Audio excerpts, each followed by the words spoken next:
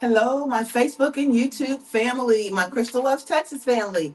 Welcome back to our podcast this week. I am here with my trusty co-host, regular co-host, we've been together for the last 3 years on this, going on 4 on this podcast. And of course, my sister Kim, who comes in when we've got to really, really peel the layers back on some topics. Yeah. Yes. So Yeah. she's the layer peeler. I'm the layer. Yes.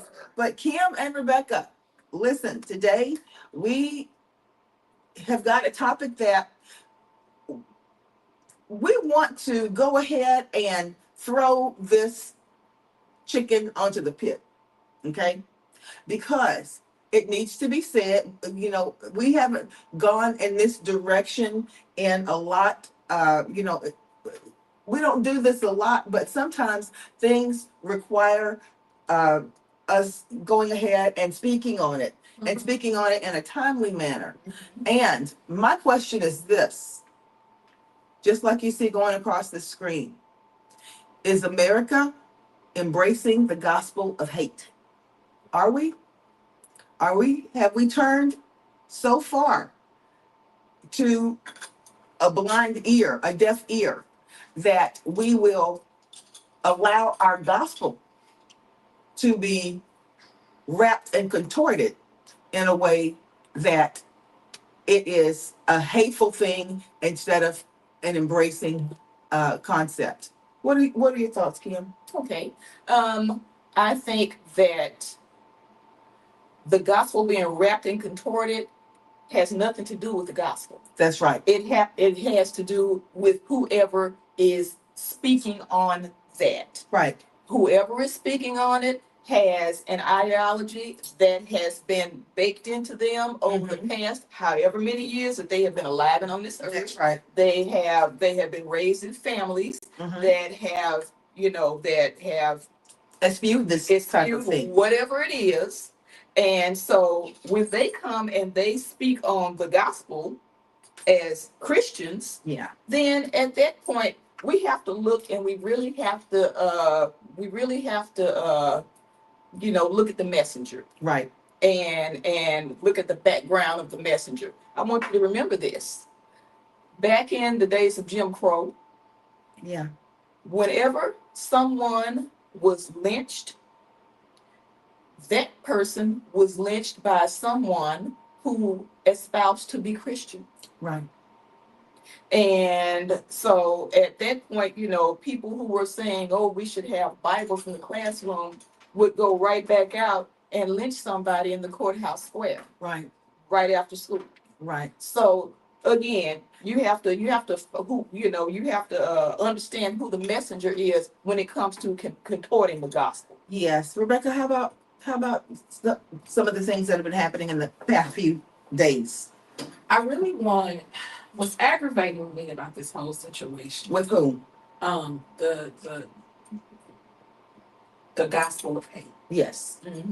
What's aggravating me about this whole situation, I really want people, and I wish that I could tell the MSNBC pundits, the CNN pundits, the Fox pundits, anybody who's a political pundit, I really want them to stop saying this is not who we are.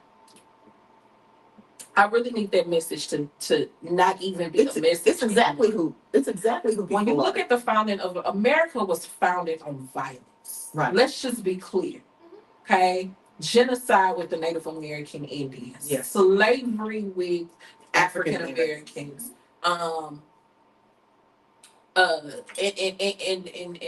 In camps with the Japanese, internment camps with the Japanese, right here on our own soil. Chinese Exclusion Act. Trail of Tears.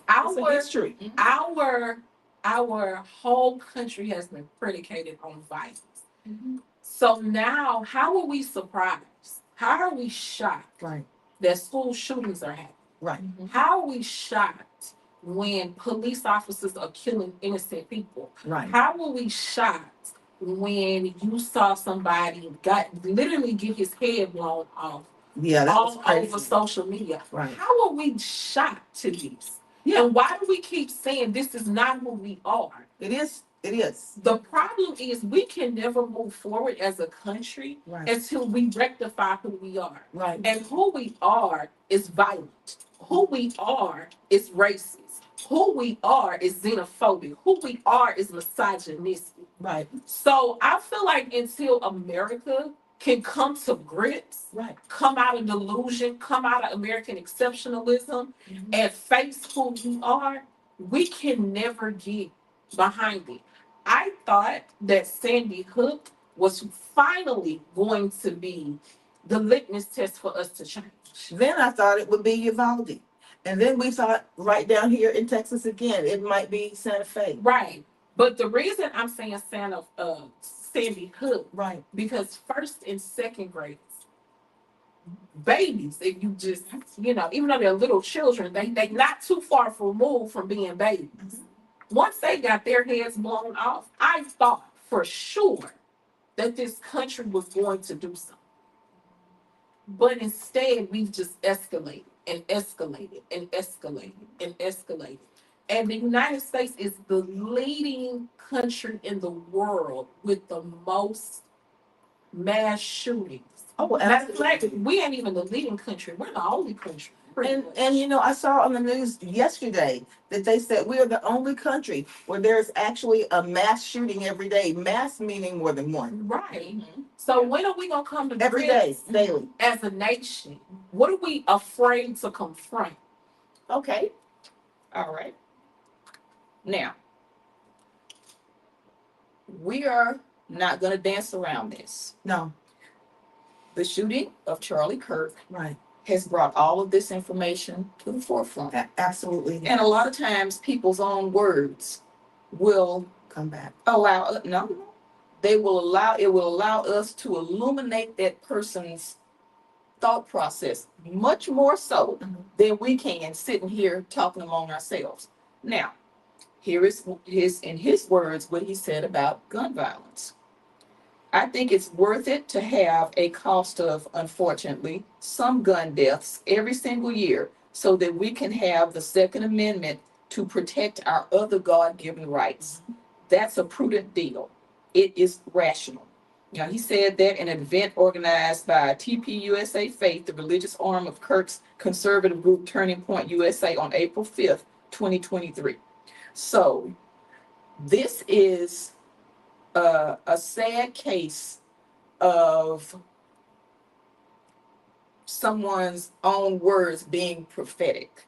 Absolutely. Now, a lot of times we'll say, you know what, if things hit close enough to home, maybe people's minds will change. I thought it was with Sandy Hook. You thought it was with Sandy Hook. You thought it was with all these others where it wasn't people, it wasn't the grown-ups in Las Vegas getting mowed down. It was little children. But no, those in the eyes of many people, that's collateral damage for our Second Amendment rights. In order for us to have our Second Amendment rights, the lives are collateral damage. But Kim, I got to stop you there for a minute because at no time has anyone, especially on the Democratic side, of the progressive side, tried to move towards the banning of Second Amendment rights. Nobody has. No. Democrats want to have guns too in their homes. Everyone wants to be able to have the ability to protect themselves if they want to. Almost every However, Democrat. Yeah. It almost lack common sense for you not to have. Right. Yeah. And the thing about it is we have a very good friend who is a retired sheriff's deputy, lieutenant sheriff's deputy. And he says, wherever I go, I got a gun. Right. And we didn't even know it. We said, really? Where do you keep it? He said, yeah, that's the whole thing. You don't know. That's you, right. You know? I had a friend who was a military, Yeah. a military captain. And he said, oh, I have it with me right now. I didn't know. But And I also have a friend. He's Yeah. ex-military, and if you go in his house, they everything. Displayed. I said, oh, okay. But here's the difference. You don't see these people going out in the middle of the street and saying, I got a gun, and I'm But gonna use it, and I'm gonna wearing wear it it. on, You don't it's not see for that. the show. It's not for the show. And I think it's not for the intimidation factor. Right. And I think that has a whole lot to do with it. Yes. If I feel like I can Intimidate someone. intimidate people, well then, and it's not like these people are coming for you. Yeah. You know, These it's people not walking like through it's not Walmart. like it's not Yeah. like if you go to, Circle K, all of a sudden, well, maybe I say example, but it's not like these people, if you're going to school, Yeah. somebody is coming for you at school, so you have to have your gun on your hip. It's Right. not like Right. that. But some people, I believe, want to have that intimidation factor Yeah. in order to make other people, I guess, Afraid. in order to make other people afraid. So, like I said, the people I know, they don't wear those guns they don't wave it like a flag. Yeah. They responsible gun owners. And that's There you go. that's the whole thing. That's the And difference. that's why I said there is no person I have ever spoken with who wanted to ban guns. And I speak with a lot of Democratic people, okay? And most of them are gun owners, especially the men. Mhm. They're gun owners. Many of the women are gun owners. Mhm. Many of our friends are police officers, ex-police officers, Military. military, and Apparently still they on the have police guns. force. I think we're probably some of the only ones who have. We always say that we're going to go and take lessons in this kind of thing, Mhm. and I still may go and take lessons. Mhm. But here's the thing: do not try to contort people's words to mean what you would like for it to mean. And people have said, and people who are the progressive people have said, the only thing that we're asking is that we have some type of legislation to make sure that there are checkpoints along the way so that people who are not mentally fit to have a gun Mhm. are not able to get a gun. Right. And some of these people, when we say not mentally fit, they truly are not mentally fit Right. to be able to have a gun. They may not even know what they're doing when they go out and do So certain now things. I have a question for Yeah. you guys. What do you think the what do you think is what do you think that people, because we're all in agreement, we're saying, legislation needs to change and it just needs to make it so for the people that are responsible for what do you think is the pushback? That was the word I was trying to say. Mhm. What do you think is the pushback to people not wanting to even do Okay, gun reform? okay, let me tell you what I really think it is, okay? Mhm. And for me, it all folds back over into one thing: a climate of fear of someone else taking over or being in charge or being in a place where I have been before, where I don't necessarily want to share that space. Mhm. I believe that's where it comes from. And if I can be intimidating with a gun, then I am in a position where no one will even try to assert themselves into my space. That's where I believe it comes from. Mhm. What about you, Kim? Yeah, I believe that's a whole lot of it. Now, I want y'all to remember when Kamala Harris was running, the first thing people were saying was that she's gonna come and take your gun. She wants to come Isn't and that take your something? guns. Take your gun. Which is a blatant lie. She said, I have a gun. She said, Yeah. I was attorney general. Right. So as an officer of the court, I was mandated and licensed to carry a gun. Right. I'm not trying to come and take your gun. I want common sense gun But ownership. look at how we jump from common sense gun ownership Mhm. all the way to a end tangent of wanting people not to have guns. And then you have a whole contingency of people that are ready to eat up that rhetoric. Exactly. And that was what I was getting to. If you can say it long enough And definitely enough. and for other people to start that brain worm to start getting in there where they really think that, well, at that point, now you have them. The truth does not matter. Yeah. At that Because here's my thing with Democrats. Democrats, for the most part, they're also loyalists to the Constitution. Mhm. oh yes. So, you have your outliers, but that's just what they are, outliers. Yeah.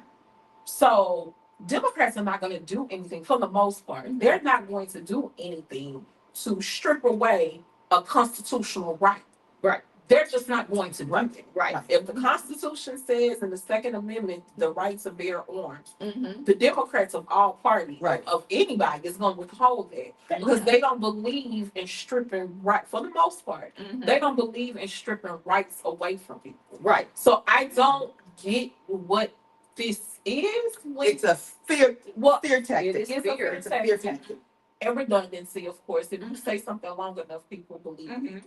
But if anybody follows me and they read my post this week, Mhm. I one of my good friends or our good friends says I turn everything into a policy conversation. Mhm. And I do, right? Because now I'm wondering at this point, now that one of their own has been murdered By one of their own. by one of their own on social media, and I was trying my best to avoid looking at the video. I haven't yet. I just Well, you haven't. know what? I But happened to see it it- today. Yeah, And I was just looking at the speech, and then I didn't even know they were going to play it. right. And to me, I'm not for censorship. Don't get me wrong, but I think that there are certain things. I'm very, very glad that the responsible media outlets, have cut it to the point where you don't see that. But this must have been on someone's phone, and they posted it. No, it was And I like saw thousands of people All over social media. because it was 5,000 people Yeah. that were out there for the All over speech. social media. And these are college kids, so you know they have their phones out ready. Right. Exactly. So it was probably all 5,000 people, And it of course went viral. and of course went viral. And they're still posting it.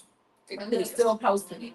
But this is where we are. I'm hoping out of the dialogue, I'm hoping out of the think pieces, I'm hoping out of everybody's opinions and commentary that there is gun reform done in this country. I know Cory Booker tried it with George Floyd, with the George Floyd Policing Act, and they had Wasn't it Cory Booker and he working in tandem with Tim Tim Scott? Scott. Right. And they just never could get No, that's not what happened. Cory Okay. Booker told the story. Okay. He said the final hour that they were supposed to bring it to the floor, and I'll never forget it because he was seething angry. Mm-hmm. Tim Scott backed out of it at the very last minute. Right. And I thought it was because of the whole qualified immunity thing. They just couldn't get to that. They had it worked out because he said himself they spent 7 weeks. Mm-hmm. They did. They did. Working Fine tuning. fine-tuning. They did. Cory Booker said he spent more time during that time at the Capitol and in his office than he did in his house Mm-hmm. because they was working, and the morning they were supposed to bring it to the Senate, Right. Tim Scott pulled out. Kim, let's spin back around. I want you to hear. There are some people, and I'm gonna say this. There are some people that made some posts that I was surprised to see them make these posts in lieu of what Charlie Kirk did not. He was unabashedly what he was. Okay, he didn't apologize for it at all. And Kim has got a couple of quotes, but then I've got a video that I want to play, and Kim is quoting, but you will hear some things come from the horse's mouth. Okay, and for our people out there in the general populace to not. We want you to understand why so many African Americans, of course, we feel that the assassination was abhorrent. It was. However, I do not espouse the rhetoric or the ideology that Charlie Kirk was putting forth to people, because I don't believe that it was innately a Christian thing. Okay. So now I'm just gonna throw a few of them out there on certain topics. Okay. So on race. Okay. All righty. Let's see, just get one little nugget. Let's see. He said, happening all the time in urban America. Prowling blacks go around for fun to go target white people, and that's a fact. It's happening more and more. And that was on the Charlie Kirk show on May 19th, 2023. Now that's a blatant lie. Yeah. This happened, this apparently came from a Wikipedia post. You know, anybody can put things on Wikipedia. Absolutely. That said that whites were killed 80% of the time by black people, and Right. which was a lie. Yeah. Because with, you know, when you actually go to, who was it, Department of Justice? Hold on a second.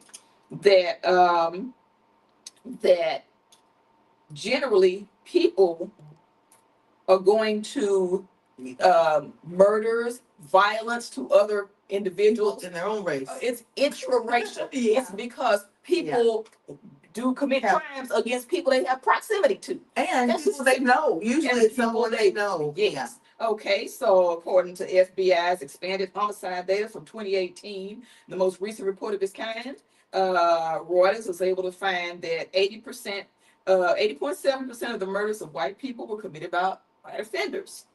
And while 15.5% were committed by black offenders. So overwhelmingly, it's intraracial. Yes. All right. And also, But why would that even be put out there unless it was Because- made to be divisive? because it is made to be divisive. And is that There is- is that a Christian Of course not. concept? Of No. course not. But it is an agenda. If you have an ulterior motive, Yes. and your ulterior motive is to turn this country back 100 years to where, you know, it's maybe not slavery, but Jim Crow 2.0, then at that point, you put as much hate and vitriol out there as you possibly can. Because But the you more gotta you put have it out- people who are willing to suck that up with a straw. Are people that clueless, even in the age of social media, in the age of television, in the age of internet? Just because you have information out there, the correct information out there, does not mean The that people people will will seek it out. seek it out Yeah, Right. and try to find it. They're going to listen to what they want to hear. what they want to hear and the ear that they trust. Mhm. So if I feel like I trust my president, at that point, I'm going to listen to him regardless of whether any of the information is It's true or correct. not. Yeah. And vice versa. If I feel like my pastor is giving me information, then at that point I'm going to listen to my pastor. Right. And just coming out of this whole thing, a Christian nationalist pastor urges white parents to keep their kids away from black people. This was something that was coming off of the Praise 102.1 Houston Inspiration Station.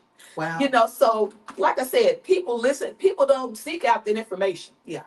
I doubt if that pastor had probably one or two people in his congregation that were black that he actually sat down, And had a spoke to, had a conversation with, or knew at all. Right.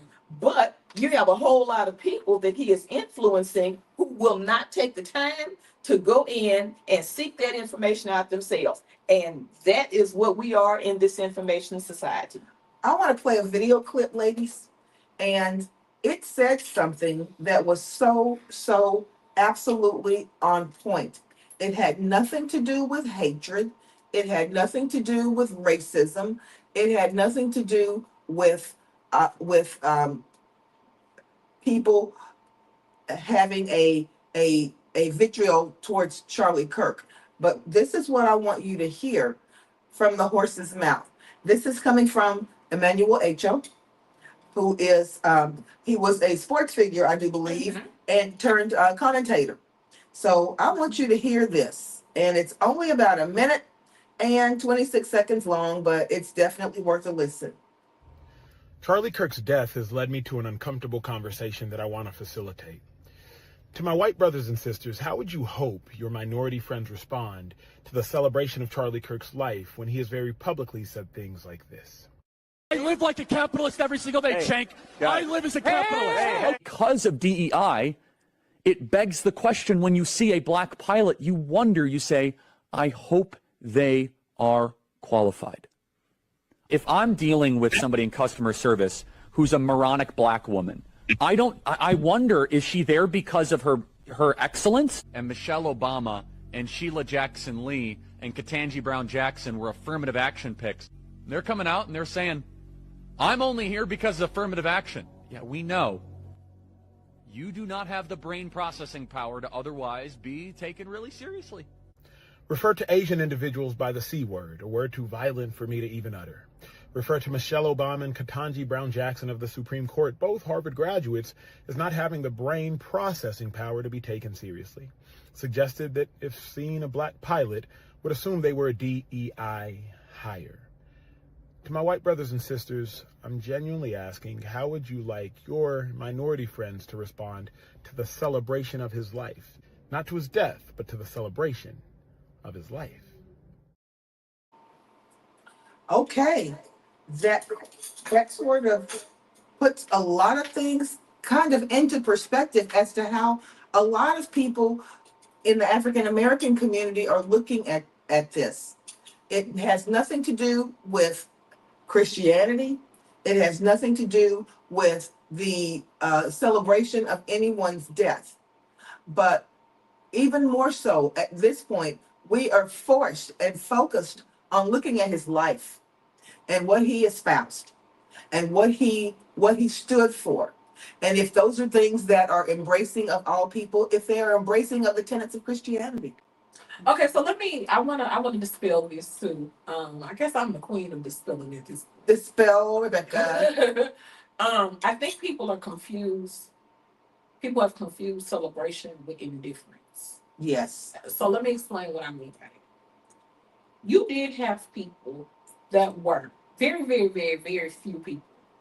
And I'm on social media all the time.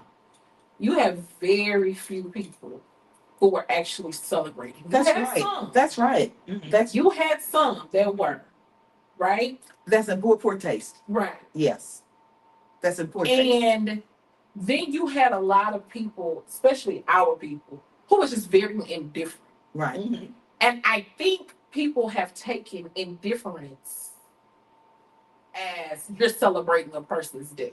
No, they're not celebrating a person's death. They don't care. Right? And it's not to say they don't care that They're bad somebody people. died, Yeah. right? Or they don't care that this man lost his life in a manner that they do.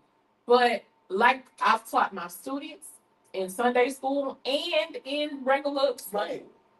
your consequences, your actions and your words have consequences. That's absolutely right. They do. Yes. So, although you have freedom of speech in America, which is protected by the First Amendment, That's right. the freedom of speech is protected by the Constitution. The consequences are not. Right. That is true. And I think that's where people are missing the point. The consequences are not protected by the Constitution.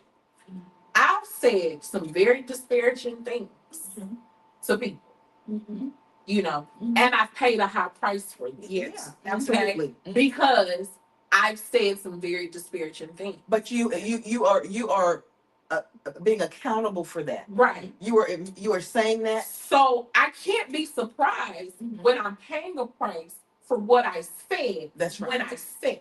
That's Now, right. did I have a right to say it? In my mind, absolutely I did. Right. Right? But I'm not, I don't have the control to control my consequences. Like I can't predict my consequences Right. from Yes. what flew out of my mouth.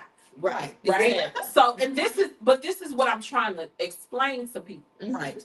You cannot expect a group of people, and it's not just Black people, because he said some disparaging things about Hispanics. He Asians, said some yeah. disparaging We're gonna get to that in a second. about Asians. And people are wondering why these groups of people, and Oh my LGBTQIA. gosh. Yes. Oh my God, I think he's winning more on them than anybody else. Right. So you can't expect all of these marginalized groups to cry and I can't believe in his. You can't expect them to care about somebody who did not care about them. And Yes. I want people to understand. No, Rebecca, you have to make that correct. Not who did not care about them, who abhorred them, Abhorred them. hated them. Yes. So As a this is- Christian, hated them. Right. Yes. So this is what I'm trying to tell people. it is not celebration. Now, again, I will say there were some people who were very much celebrating Right. his death. And Very poor few. taste. Yeah. Very few. Yes. But there were people that were celebrating his and still celebrating. And they don't care whatever, but the mass majority of the people were not celebrating. Right. They were indifferent.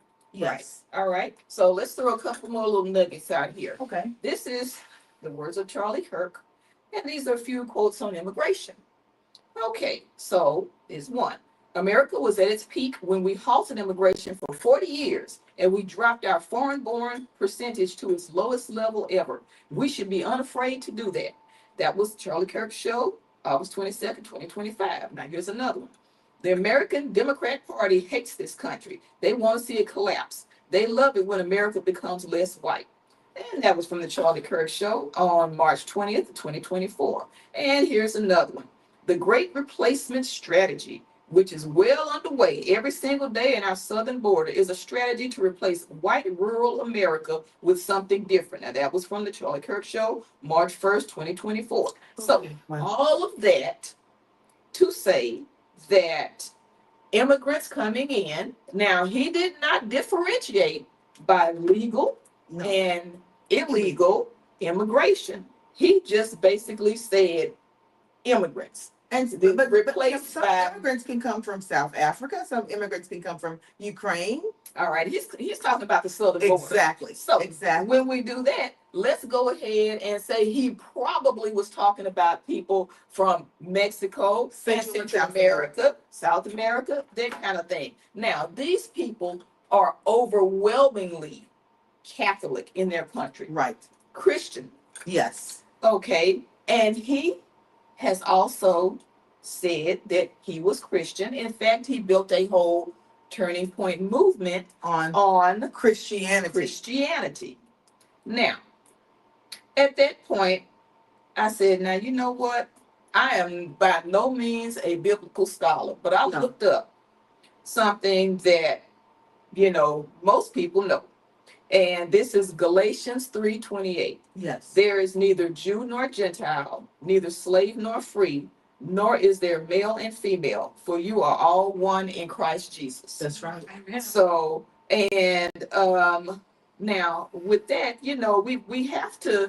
we have to think about this. If we're all one, Right. and we are Christians, now that is not to say that this country is becoming more and more diverse, which leads to a lot of the fear. Yes. So we have people of all different religions, but the main religion And ethnicities. and ethnicities. But the main religion is still Christianity. Yes. But with that main religion being Christianity, then at that point, we have to ask ourselves, do we consider each other as Christians, brothers and sisters in Well, Christ? first of all, let me dispel again. Here I go with my dispelling. Mhm. Charlie Kirk was not a Christian. He was a Christian nationalist. So a lot of people don't understand what that is. So I'm gonna go ahead and Break it down. Break it down. Break it down. So a Christian nationalist is a person that believes that the Bible was only made for one group of people, white Anglo-Saxon Protestant. Okay, they believe that no other people should have rights according to the Bible, according to Scripture. That no other person should have rights but them. They should lead. They should uphold society's morals and values. That they are the ones who are the armor bearers for Christ. Mhm. And And this country should be falling under the tenets. tenets of what they perceive to be white Anglo-Saxon Protestant wise, right? And yet, So Bible, go ahead. so that's what it is. So I get that people are, saying, oh, but especially African American Christians, oh, he was a Christian, the Christianity that you subscribe to It's not is not the one. same Christianity that he subscribed to. That's right. Right? Just like the So, same I Christianity just give you an that was example. the Klan. Right. They So- claim to be Christians. Yes. It's not our same Christianity. Right. Yes. So let They me had on explain what that crosses. means. Okay. Christian nationalists believe this is some of their fundamental beliefs, right? They believe that women should not have the right to vote. Or be in the pulpit. Okay. Women should not be in leadership positions Right. at all. Women should not even be working in the home, Outside of the home. outside of the home. A woman's place and position is not in politics, it's not in academics, it's not in business, it is not in entertainment, Right. believe it or not. Right. Okay? A woman's place is in the home, barefoot, pregnant, taking care of her kids. That's where and every single decision in that home, every single decision is prescribed by the man that's in charge. Okay? Regardless of whether or not he is emotionally, mentally capable of doing that, regardless of whether or not he has substance abuse issues or anything else, Right. his word is the Right. final word. So even in cases of abuse, because a lot of people were in an uproar before this Charlie Kirk incident happened, Mhm. a lot of people were in an uproar about what President Trump said. Well, President Trump said that, and he said this at the American Bible Museum Mhm. this week, matter of fact, Monday, he said that he doesn't even believe that police should get involved in marital disputes. So, in other words, If a man is beating his wife, that the police should not get involved. That should be the church's that should be the church's involvement in it. but what if they don't, if they're not part of a church? It doesn't matter. So he can beat her to death. And that's just Exactly. that. He and this is what he believes. I'm not shocked by his beliefs because judging by his track record, Right. that falls in line with what he actually believes. Now, they don't believe that black people should have the right to vote. They don't believe anybody should have the right to vote but them. They believe only men should have the right to vote. Men should own property. Men should What kind of men? white men Mhm. should own property, and everybody else comes into subservience to them. And then they cherry pick all of this scripture Right. and say this is To what try the to Bible uphold it, says to yeah. uphold it. Okay, they don't even believe in girls being educated. They feel that girls should go from kindergarten to sixth grade specifically, and that all training after that needs to be done by a woman in the house. So these are some and a lot of people are saying, well, Rebecca, what does that have to do with anything? That's what they believe. Well, they're trying to make sure that America falls under that belief. Project 2025 that I read that I had the unpleasurable experience of reading from cover to cover. Okay, talks about, they have whole sections in Project 2025 speaking about this very thing. So the next time you hear people say, oh, he was a Christian man, they're not talking about the same Christianity that most of us prescribe to. They're talking about a very extreme form of Christianity. And when we look at, let's just say, cults, and I was going to say things almost like that, cultism. we kind of see how It happens. how that goes. Yeah. Right. Okay, and we kind of see the track record that has. Yes. I'm just saying, and it doesn't turn out well.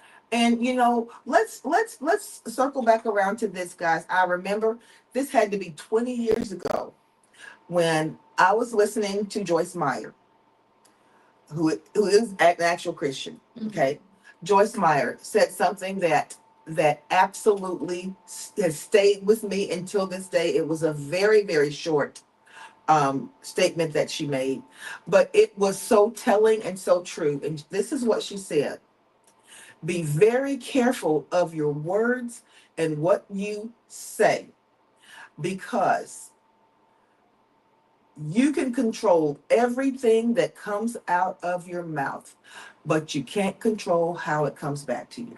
Exactly. That's it. You cannot control how it comes back to you. So everything that was said on that show, that podcast of Charlie Kirk's, every a person that he had a disdain for, and he spoke on that. You can't control how it comes back to you. Yeah. And it came back to him in the form of someone who looked very much like him. Yeah, it wasn't Who- radical, it wasn't leftists or anything like that. progressives, that's That right. were thrown out. Yeah. Because That's gonna be the first thing. That's right. And when there were people, Nancy Mason, people who were saying, well, I lay this at the feet of the Democrats, and it's their fault, and leftist this and that, all that kind of stuff. And the president, you know, he's a radical leftist. All of these things that they were saying because, you know, Democrats had said, you know, hey, this is a name I call you, and this is that, and a fascist, and that, all that kind of stuff. And this is because of all this hate speech. And yet, the same type of hate speech, just different words, Right.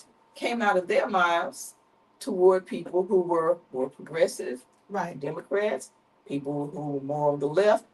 Exact same thing, just different words, the same speech. So, yes, we want to dial down the rhetoric. Yes. The governor of Utah Yes. was actually saying we need to dial down this rhetoric. And I don't Right. even believe him, because in that same breath, Mhm. he turned around and said, well, I can't believe the shooter looked like us and came from where we came from. Well, and So, and that's the thing. yeah, You say one thing out of your mouth, Uh-huh. and then you turn around and say And something contradict that it. what Yes. you say out of your mouth. Yes. So here's the thing. I do not believe that calling somebody a fascist is a hate speech. No. And it's here's a the thing. description. It's a Right. description. Here's the thing. We have turned truth when we don't want to hear it Right. into hate speech. Yes. Okay. Nobody is hating you when they call you a fascist. Yes. Okay. It is what It's it an is. observation. Right. Yeah. Nobody is saying Yeah.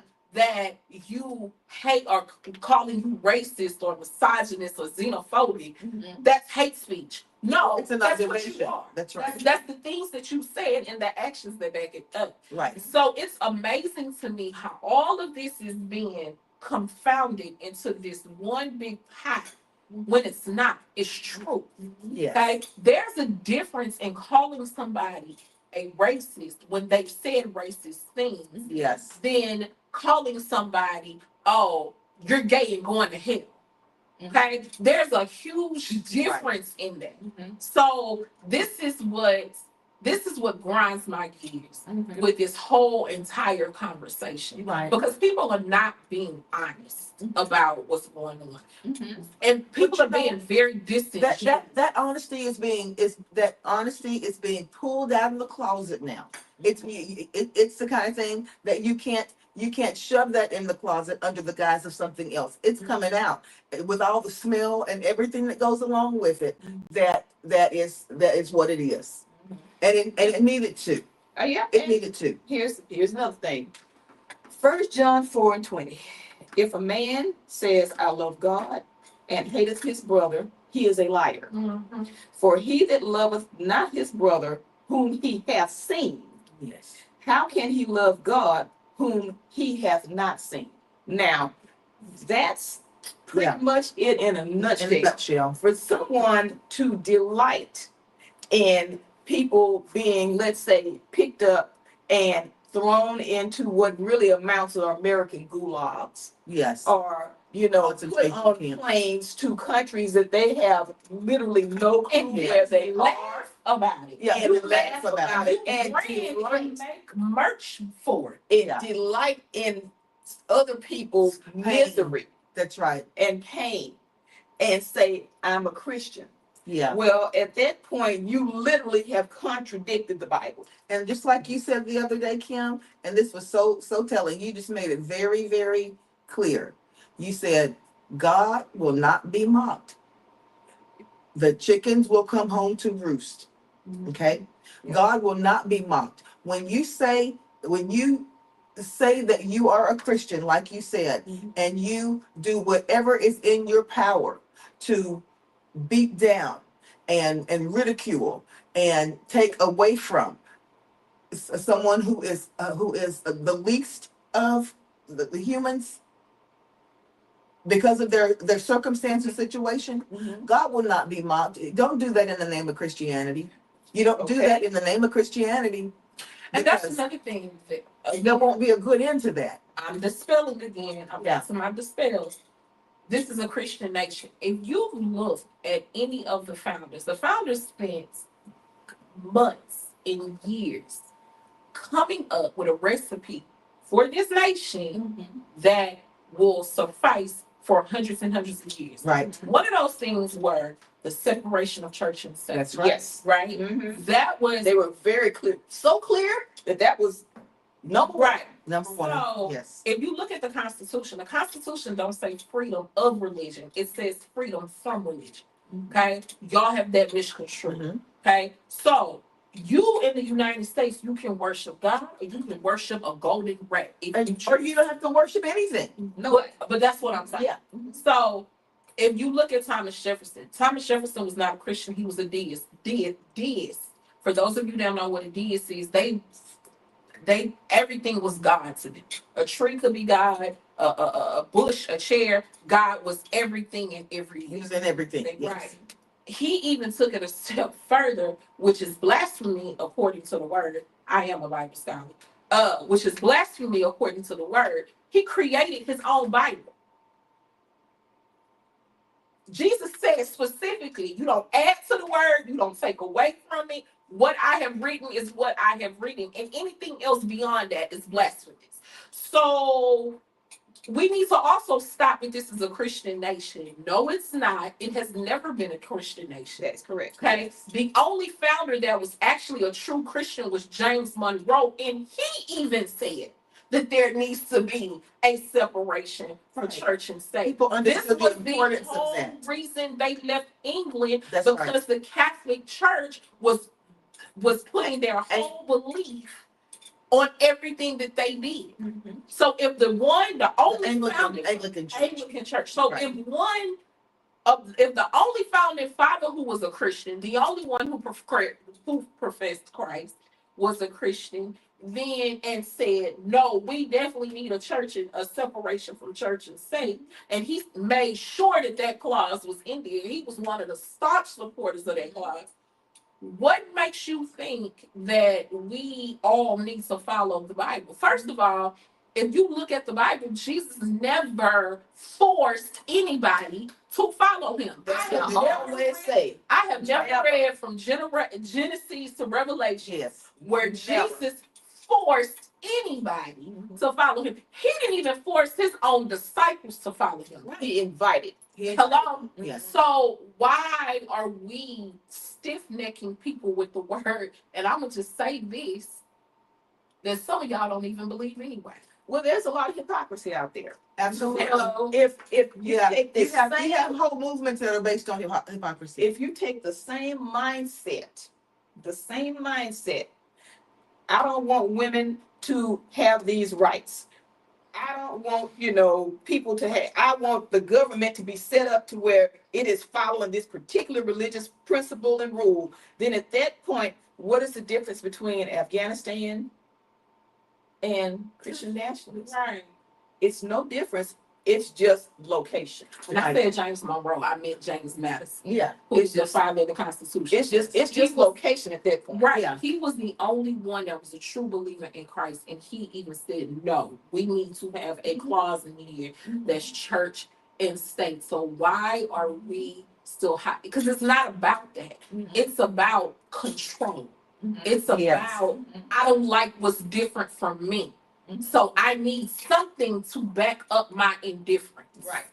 And I'm going to just take whatever it is that I can back my indifference up and put it on you and say this is what it is. That was another thing I thought about, Kim, when you talked about Afghanistan and how it's an Islamic state. What is the difference? And we're over there fighting, even though they claim that's what we're fighting for, and that's another story. That's another topic. But what is the difference between an Islamic state and a Christian state? Location.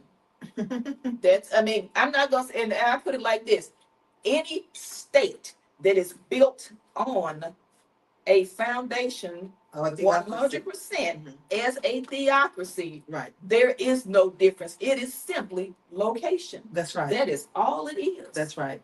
And let's circle back around, ladies, and really try to make sure that our message is resonating the way that we want it to. We're going to say this again, and I will allow Kim and Rebecca to say it the way that they want to. Emmanuel H.O. said it very, very well. You cannot be angry with people not being heartbroken and torn to pieces because someone has passed away who had an abhorrence for people who look like them. That doesn't make me sad. It doesn't make me sad if something happened to a David Duke or any other person who really had a disdain for people who look like me. I don't, death is a natural part of life. Death is not a horrible thing. But, the way in which someone dies, and especially at the hands of someone else, is something that we need to take a closer look at and address that in our society, because that should never happen. I would rather someone sit and just not wake up than their death be at the hands of someone else Right, in an unlawful way. right. But I haven't shed a tear. I haven't felt even a little bit of sadness about that situation because of how that because of the kinds of things that Charlie Kirk espoused. I just do not agree with the ideology, and I live to try to make other people's burden lighter. You do. That's what I do. And when I see That's our real life person. when I see Hers and Kim's. people try to put a even broader burden on people who are already carrying the world on their shoulders, that grieves me greatly. It does. So I'm gonna say, if something happened to these two ladies tomorrow, I would fall out. No, you wouldn't. You come on the show and you keep the show going. Yes. I would fall out, right? Because I love these two with everything in me. Thank you, Rebecca. If Trump went the same way, I would turn my TV on to play that attraction and pop popcorn. So what does that mean? What does that mean? Okay, because I really want people to see an example. I'm always a model and I'm always a teacher, right? When you love and you care somebody and when you respect somebody. Because I don't know Obama personally, but if anything happened to him, I'm going to fall out and probably be sad for some weeks. Yeah. Right? When you respect people and have a certain level of respect for people, and the people have a certain respect for you. And when they've earned a respect. When tragedy hate does not earn a respect. right? When tragedy hits, people are going to have a different response. That's right. Yes. People are going to have a tremendously different response. You think of when Jimmy Carter died, okay? President Kennedy. Okay, even though Jimmy Carter didn't die in the same way, Right. but it was an outpouring of love. Absolutely. From every walk of life. Yeah, Yes. President Kennedy. All Yes. over the world. Martin Luther King. Yes. Right. So, because Because there what was they a stood for. respect. It That's was a right. respect there. Okay? Nobody is celebrating. Well, I will say that There are a few. there are a few people that are celebrating. But the majority of the rest of society is not celebrating. And they are very indifferent. That's the word I want people to stick in their minds. They are indifferent. And people are Towards angry. And the thing about it is you see people are angry because people are indifferent. Right. You can't expect a group of people who've been oppressed, marginalized, beat down, talked about, laughed at in their own pains and sorrows, ignored, told, get over it. You can't expect those same people to turn around and say, oh, but his wife, oh, but his children, oh, he was still a human being. No, you can't expect that out of people because the respect is not there. Yeah. Okay, you can't expect people to care when the respect was never there. Okay, so let me jump in. All righty, so now I'm going to go back many, many years. Back in 1972, George Wallace Yes. was there was an assassination attempt On his life. on his life of George Wallace. George Wallace was the Governor. senator or governor of Alabama, Yes. and Alabama Governor George Wallace. Now, Alabama Governor George Wallace was segregation now, segregation forever. Mhm. He was one of the ones. He was standing at the schoolhouse door so that the black children could not get in for integration. He called black people everything, but Right. child of God, everything. Yes. He was a segregationist through and From the heart. through. Yes. Now, when that happened, my grandmother and I were actually watching TV, yes. and we were discussing this. And as a 10-year-old child, I said, well, grandma, even though I don't like what he said. Now, my grandmother was viscerally, she was like, because she could not stand what he was there for. She lived this, okay? Yes. And I said, well, grandmama, even though I don't, I don't like what he said, even though I didn't agree with him, I don't want to see anyone shot. Yeah. And you know what? That started my grandmother thinking. Yeah. She said, you know what? Okay. And then later on, probably that same day, we went grocery shopping or something like that. And I heard her quote me speaking to another grown Adult. person, Mhm. another adult, when they were talking about this subject. Mhm. And I think that kind of sums it up. Even though I could not stand what he was saying, what Charlie Kirk was saying, Or what he George stood Wallace was on, or saying. what George Wallace stood on or was saying, or anything like that. I do not want I don't want to see them shot. I don't want No. to see them assassinated. No. I want to see good and justice come to a point where it squashes out That's right. the ideology that they are putting forth. And I want them to be able to see it. I Yes. was thrilled that George Wallace was able to see integration in Alabama during his lifetime.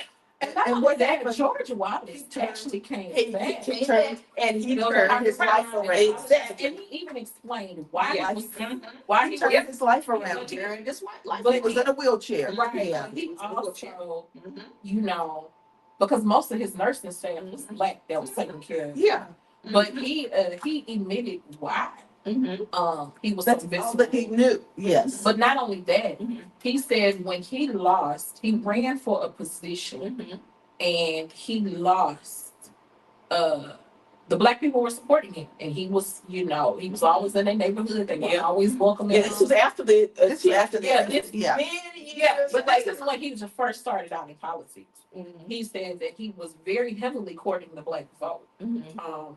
Because he admitted, he said, I had a healthy respect for black people. Mhm. He said, they worked hard, Mhm. they had values. He said they had better values than some of the people that I was raised with. Right. But when he lost that election, Mhm. he talked to campaign heads and stuff like that. Mhm. And they told him, you will never win an election Mhm. in the state of Alabama, in Georgia, wherever in the South. That's what he said. And you will never win an election in the South Mhm. if you keep courting around. The black vote. And he didn't say black. He said that they said the N word Mhm. with the hard ER. Yeah. And he knew his dream ever since he was a kid. He wanted to be in politics. He wanted to make a difference. Mhm. But when he said these were very important people, Yeah. and he even admitted a lot of the stuff that he was espousing, he didn't believe Mhm. personally. Mhm. But because it was Politically prudent. Yes. for him to do that. Mhm. Okay, so that brings us to the fact when we look at Congress, when we look at people who are seeing exactly what is going on Right. and know that it is wrong, Yes. and they still will not stand up and say anything as Yes. elected officials when you know it's wrong. And in What private, does they it will say? do it. Yeah. So they maybe need to learn a lesson from George Wallace. Right. He sold his soul, but he bought it back again. Yeah. Right. But So after just to many hear years. him say that. Yeah. You know, Yeah. he said he always, and he said he know people will not believe him, but he said at that time, being young, and he lost the election. Yeah. He ran for mayor, and he was Yeah. 24, Yeah. and he lost as bad as he did, and he couldn't figure out why. But you know, the people that was like, I can tell you why you losing, and you gonna keep losing. Yeah. And that, but you know, And that was I the mean, way it was back then. that was a whole Dixiecrat That's kind right. of, you Right. know. So he said, you know, it doesn't, and he even said it doesn't excuse his behavior because his rhetoric got a lot of people killed. That's Okay, right. so now that circles me back to to exactly what I was saying. Yeah. I don't want to see, as even a child, I could rationalize and I could understand. That wasn't I don't good. want to see him killed. That's right. I want to see him come to that point where he understands and he admits that he was wrong. That's right. That's what I want to see. That's right. That's what I want to see. And I'm sure that it's a whole lot of people out here who are not celebrating, who are just basically indifferent to all of this, Yeah. that we want them, all the people who are having all of this horrific hate speech and things like that. Yeah. We want to see them come to a point Right. where if they even cannot admit they were wrong, they can at least see the progress overtake them Their ideology. and That's right. overtake their ideology. You know, it happened once before. That's right. It happened when Obama was in office. That's I was right. there at the first inauguration on the mall, and to look out, and I have a picture of it in my hallway. People in my for house. as far As far as I can see, all more colors, people all colors. that had ever shown up ever for a presidential inauguration History. in history. Yes. All colors, all races, all everything. It's just like a rainbow, a beautiful rainbow. Right. Looking out at it. And it was the kind of thing that hit me to my very core. And you took your This 4-year-old is- daughter. And out. yeah, she was 5 at the time. I took her because I said, I want you to see this man. And it was freezing. It was below zero. January in DC. Yeah. I want you to see him get sworn in as president. Right. So I want to see the people who are full of hate Right. for others. I want them to see this country become what we know it can can be. be That's right. for everyone. That's So right. That's what I want to I'm see. gonna come at this at a very angle because this is some very real feelings out there. Mhm. And I know Crystal, my little sister Crystal, Mhm, she loves looking at the glass half full. mhm. But there's been a lot of talk all over social media, and I know people don't want to hear this, but it's, you know, this is just what people are saying, right? A lot of people are feeling very hopeless at this time. Okay, they're feeling hopeless. Young people are feeling hopeless. Older people are feeling hopeless. You see people trying to fight back, but you can see the wind is slowly going out. And see, I don't see that. Yeah, it's No. it's all over social media. It's people are tired. They're fed up. Well, usually being tired and fed up Yeah. fuels action. That's Well, right. what I'm It's not saying fuels is- inaction. But what Yeah. I'm saying is, and even one of the MSNBC pundits, she was even talking about this.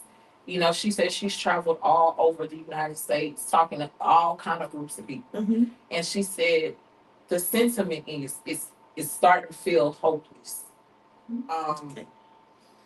And hopeless in the sense of, you know, Trump is doing whatever he wants to do, and there's nobody there to stop him. The courts are doing the best, and the courts look like they the only machine that's doing something. Well, except for the Supreme Court. And she said the sentiment that I get around the country, and we can sit here and we can preach hope and to keep fighting, but there's so many Americans that are tired and on the verge of giving up. You know, So she what was does that look like? she was saying that What does that look like? the data that's coming out, all these people that are filing to be expats that are happening. And Crystal and I had a debate about that at one point in time off air.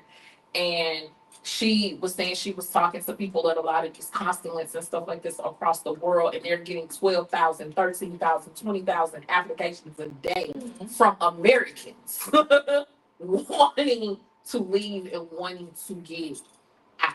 Well, now, that's something that happens after every number one, after every presidential election. There's always gonna be somebody who say, I can't stand it anymore, I'm gone. All right. And But she was saying, go ahead. but she was saying, no, she was saying that it's an uptick.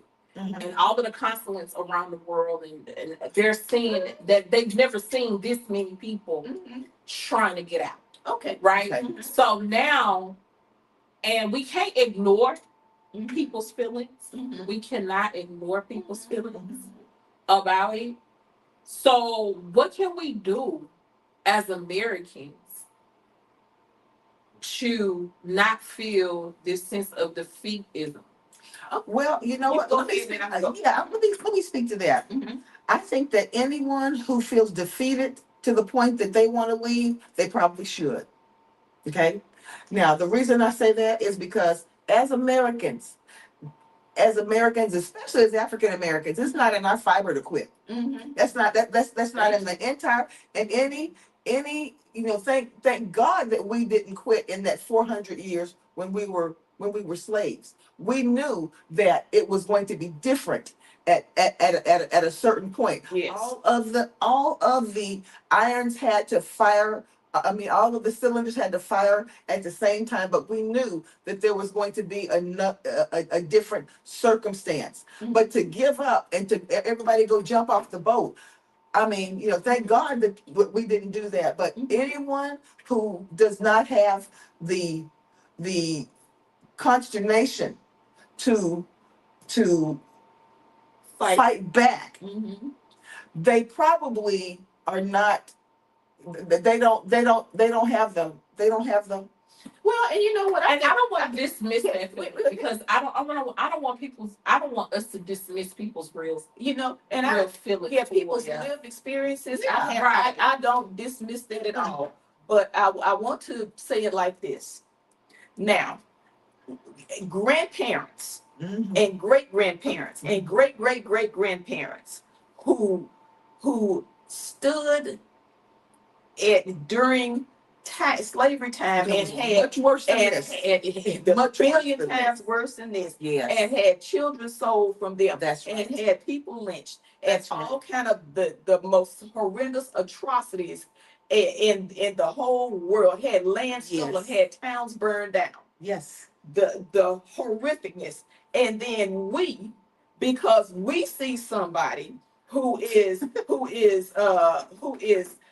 making it hard for us or saying bad things about us, and we're so disgusted we want to leave and become expats. At that point, to me, that is dismissing all of the That they fought for. hardship that they fought for. That's We right. are now He sitting deserves under to be the here. tree That's right.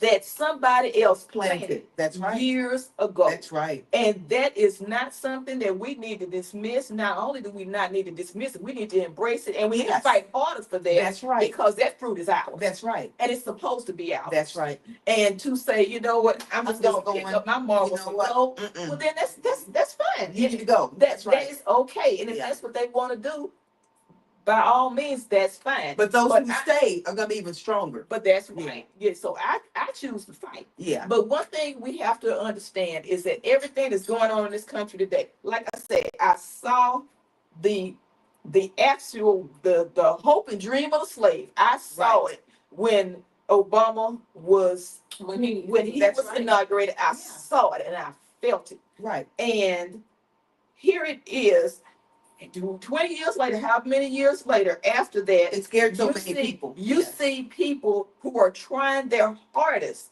to push us back to when they consider America great, which was probably in the 50s, and no one had real rights Right. except one group of people. Right. That is considered great to some people. Yeah. I see the difference. And when I see the difference, one thing you have to admit is that it's a pendulum.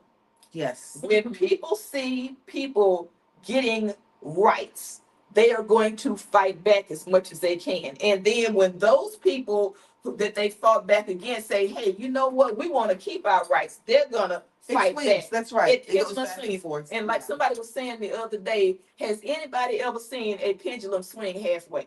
Nope. No. So that is what's happening right now. Right. That pendulum is, and I believe it's going to be in the midterms, that pendulum Yeah. is going to swing. Yeah. And some of the same people who were very, very disheartened are going to show up and say, you know what? I'm gonna speak now. 90 million people didn't do it That's in the right. last election That's right. because they were disheartened. Yeah. They were, Well, that's what I'm tired. saying. That's what I'm They saying. were, I they were think tired. there's a Yeah. real, and I think, you know, and I wanted to address it. I really Mhm. do believe it's a real fear out there, right? Because I even have people calling me, you know, Becca, it don't feel like it's gonna go right. It don't feel like, you know, and I have to uplift them too. So that's what I'm saying. I don't want us to get into the habit of saying, well, oh, you're not strong enough, don't worry about it. No, these are people real life, and they see what's going on. Mhm. Like nobody's blind. No, nobody's I don't think Yeah. anybody's discounting their reality. Yeah. Yeah, Their reality. But it comes a point in time where you gotta make a choice. yeah. You gotta make a Hold on. choice. Yeah. Our ancestors who were slaves Right. made a choice Yes. to keep Endure. on, Endure. and endure Yeah. when they could have all just gone and slit their throats That they sure could have. at the same time. And that we're dealing with a lot more, A lot more would than we ever were. deal with. That's right. They could have done that. Our ancestors who saw people lynched and Mhm. kept on going and Mhm. fought for civil rights, those people, you know, they could have stopped. Right. They could have stopped. Now, we are listening to racist rhetoric, Yes. and you know that is our lived experience. Yes. We don't have the lived experience of our ancestors to compare it with. Absolutely So to not. us, everything is as bad as it could be. Yes. Everything, exactly. because we don't have that Yeah. experience to Yeah. compare. Right. So right. because of that, you know, yeah, everything is as bad as it could be. But what we need to do is take a lesson. It ain't that bad. That's right. People who came before us. That's and right. not only that, take a lesson that no, in our image, it is bad. Right. We only know what we know. That's right. And Right. it is bad, but we need to take a lesson and we need to fight That's right. just like they did. But it makes and you if stronger. nothing else, Yeah. get out and vote. Those That's 90 right. million people who did not vote, if they had gotten out and voted, We would have had a different we situation would have now. had a different situation now. That's That's right. not going to change the hearts of people No. who are hateful. Right. No. Of course. But I always say it's more of us than them. That's it's right. more of us who are acting in love and good faith. That's right. Than it is And that's people why who act in hate. that's why I simply wanted to get that addressed tonight, Mhm. because you see the sense, you see the Mhm. disheartening Mhm. sentiment. Yeah, people are protesting, but even if you get up there and talk to those protesters, it's like, you know, Well- they don't even feel like they're doing enough. You know what? because- And a lot of them didn't do enough. Yep. A lot of them didn't do enough. Yeah. Because a lot of those who were out there The protesting protesting didn't and vote. they were interviewed did not, because they asked me, well, Right. did you vote? Well, no, I didn't vote. Yeah. All right. So that means now you do enough. That's right. Now that same foot action, do what- you take those That's right. those feet to the poll. Yeah. And you vote. That's right. And when you vote, like I said, I always say, Trump had 75 million, Kamala had 73.5, 90 million didn't vote. Right. Go Right, ahead. because if you think about it, if you look at the raw numbers, Trump got less votes this time They than he got last time. And that's what I'm saying. 90 million people did not vote. Those same people who did not vote, who were out there protesting, who were marching, Black Lives Matter, all that kind of Yeah. stuff, Yeah. did not translate it to being in that voting booth That's right. because, I'm tired, I'm exasperated, They're gonna I'm- do what they want. They're gonna do anyway. fatigued, That's they're gonna that's do what ridiculous. they're gonna do anyway. And you know what? It's just like, was it Carter G. Woodson said, if you have people who, if they go through the back door and, what was that quote? Let me find that quote. Let me find it real quick. Even when you open the front door, they're so They're- used to going through the back door, they'll they're automatically go to the back. And the mindset Yeah. going to the back door is that I'm so exasperated, I'm so tired, I'm not gonna do anything. Yeah, That's going through the back door. yeah. That's going through the back door. So Kim and Rebecca, Mhm. how do we want to end this conversation? Because we want to end it on a positive note, and we want people to know that Christianity still exists. Mhm. It is The real a one. wonderful, yeah, it's a wonderful thing. It is filled with compassion and Mhm. love and And respect empathy. and Yes. honor and empathy and For all of those for our things. That's what fellow real men. that's what real Christianity fellow is. people. That's what real Christianity is. And love will always Prevail. prevail. It Yes. will always outstrip hate. Absolutely. Always. So Kim, Rebecca, like we say every week, this was more calm. This was a more calm conversation than we even thought it was gonna be. Yeah. But that's that's okay. But like we say every week, and we will be back next week with more great conversation and possibly some exciting news. Possibly some exciting news. Possibly. Yes, the timing's got to be right, right? Timing's got to be right. Okay, but Kim and Rebecca, like we say every week, we can do it.